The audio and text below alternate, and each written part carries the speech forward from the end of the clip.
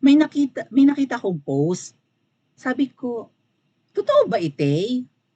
Meron ako nakitang um, Bojack Burger.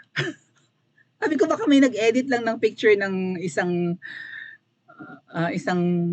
fast food and then, 'di ba? Parang pini-playtime nila. Sabi ko, oh, good idea 'yan ah. And then nilagyan nila ng pangalan yung burger na Bojack Burger. And then may nakita pa akong pansit palabok na pansit gurgur. Ano ba 'yun? Sabi ko, ang witty naman ng nakaisip nito.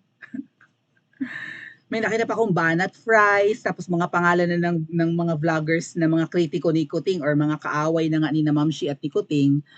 Um, Sabi ko, ba't mga pangalan to ng mga vloggers ah? O may Black Burger pa, yung kay Boss Dada ba yun? Black Burger? Dae!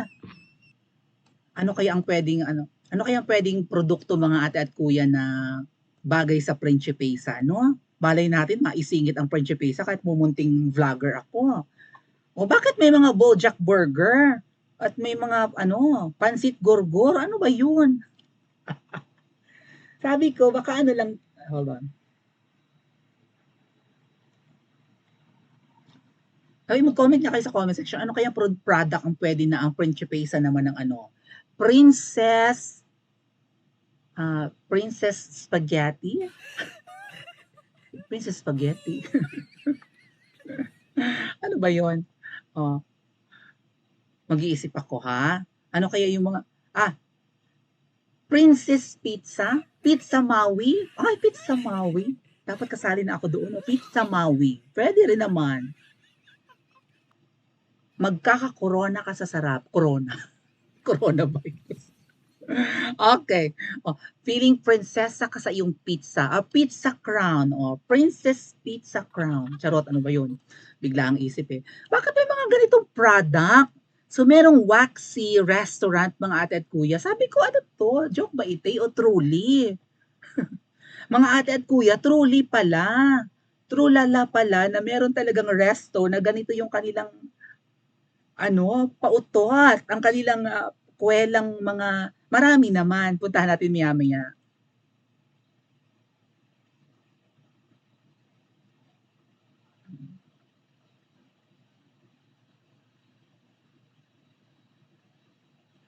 Prinsesang Palabok. Princess Milk Tea. Dapat nandun yung pangalan ko para medyo no? Oo. Ah,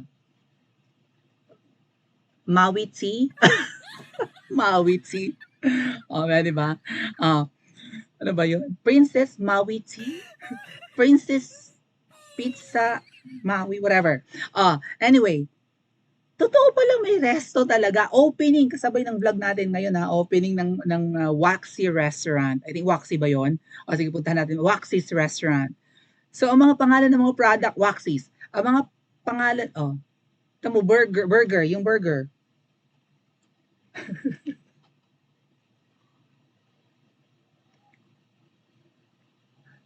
Bojack Burger, Pansit Gurgur, di ba?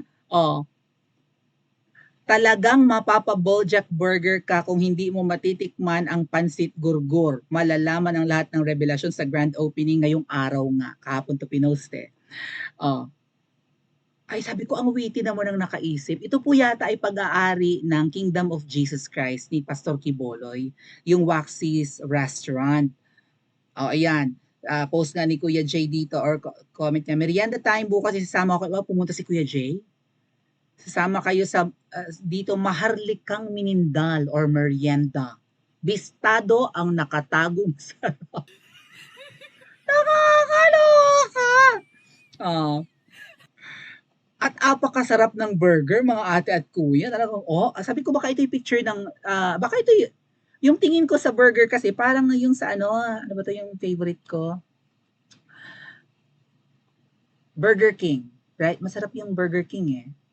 I think so. Masarap ba ang Wendy's? Masarap ang Wendy's. Pero kamukha kasi ng Burger King or yung mga kamukha ng ng Big Mac, gano'n. Yung mga masasarap na burgers, no? Yung mga mahal. Truly pala. Baka i-boycott ito ng Anes, di ba? I-boycott ng mga dilawan or i-boycott ng mga loyalista. Naku, bubula na naman ang bibig ng mga ensaymada vloggers, ng mga bulagers, mga sip-sip vloggers, no? Ni Nakuting at Ahas, nadaragdag, hindi lang kaaway ang nadaragdagan eh. Mga resto na ano na lumalakas na ang loob na magpahayag ng kanilang political stand, hindi ba? So Waxy's Burger open na ngayon. Yeah. At magkakaroon sila ng branch sa Central Luzon. So, saan ba ang Central Luzon? So, probably in Bulacan. No, no, no. Is it? Maybe Bulacan or in Pampanga or maybe in Pangasinan, Tarlac. Yan yata yung Central Luzon. Right? Northern Luzon na yung mga paano na yun eh, mga pa Baguio, Kuning-Kuning, Benguet, 'di ba? Ilocos, Abra, Cagayan, 'yan. Northern part na 'yon. Central yung malapit-lapit pa sa Maynila, tama po ba? From Tarlac to Pangasinan at saka yung Pampanga, magkakaroon sila ng branch. Ito yata yung pag-aari ng Kingdom of Jesus Christ, mga ate at kuya. At apakasosyal. Oh, ang witi-witi ng kanilang mga menu. Pinakabagong food hub daw ang Waxy's Restaurant sa Davao City at binuksan ngayong Awaw. Apakabanggang kuning-kuning. Baka pwedeng maglagay sila sa NCR. Total may ang SMNI, nandiyan lang naman yan sa may ano, 'di ba? Sa may Guadalupe bago magtulay ng Pasig. Bago ka tumawid ng Mandaluyong, bago ka Boni. O baka pwede magkaroon ito sa ano, sa Bay Drilling. Abay, pupunta talaga ako doon, magvo-vlog ako kaagad. Magmumukbang ako ng malala. Oh, may mga vloggers, 'di ba, nakakaaliw. Waxy's Burger. Oh. Actually, mga matitino naman yung iba nilang menu. May mga cheese pandesal, meron pa silang ano, yung lalo ako nagutom tuloy mga atat ko.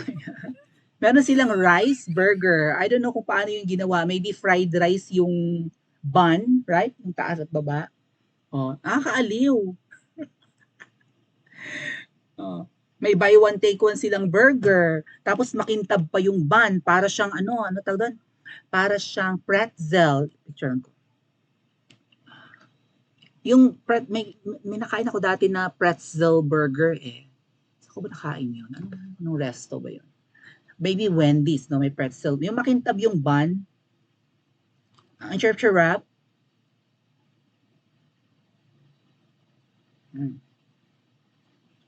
Naku, pati resto, naglalakas loob na po muna kinakuting, no? Ay, for sure, ano to, patok to sa banga, mga tet kuya. Bisdak Burger ni well, ano ni Bisdak Pilipinas, isang vlogger. Oh. May BT sandwich na hotdog sandwich. At ini-endorso ni Dan Chan, yung isa sa mga vloggers natin na pinapunta sa akin, aba, ang bongga naman ito. Coach, chicken sandwich. Coach Oli, kapatid ni Banat Bay.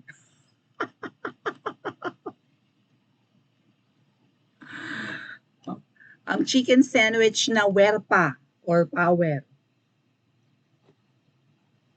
Ang bongga, no? Ano ko dapat? Princess Halukay Ube Halo-Halo. Pwede ba yon? Princess Maui Halukay Ube. Mapapahalukay ube ka talaga sa sarap. Charot. Oh. Boss D, yung black burger. Oh, ang bongga, black burger. Unique yun, ha? Banat fries.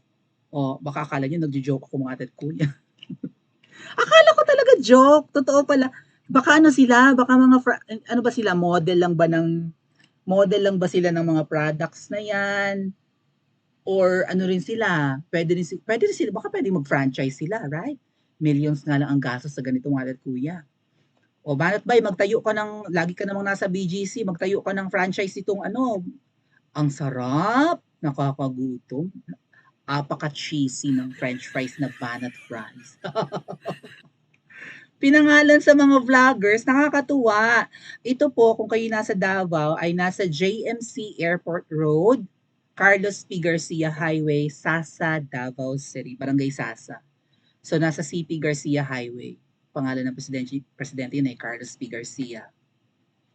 Airport Road, so papuntang airport, sa Barangay Sasa sa Davao City. Davao lang ang sakalam, right?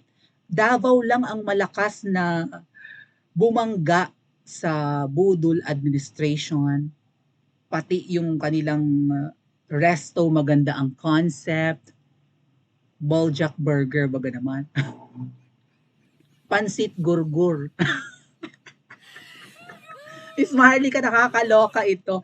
Ang ganda ng kanilang marketing strategy. Pero syempre, makikriticize ito ng mga loyalista, even ng mga pinklawan siguro, no? Oh, well, tingnan natin kung yung sarap ng pagkain at saka yung kanilang paninindigan sa politics ay sapat para mag-succeed ang negosyo. For sure, tatangkilikin to ng mga tao. Intriguing eh. Magbayad kaya sila ng commercial sa mainstream? Ipalabas kaya ng mainstream media? Pa-comment po sa comment section at mag-like and subscribe din po kayo.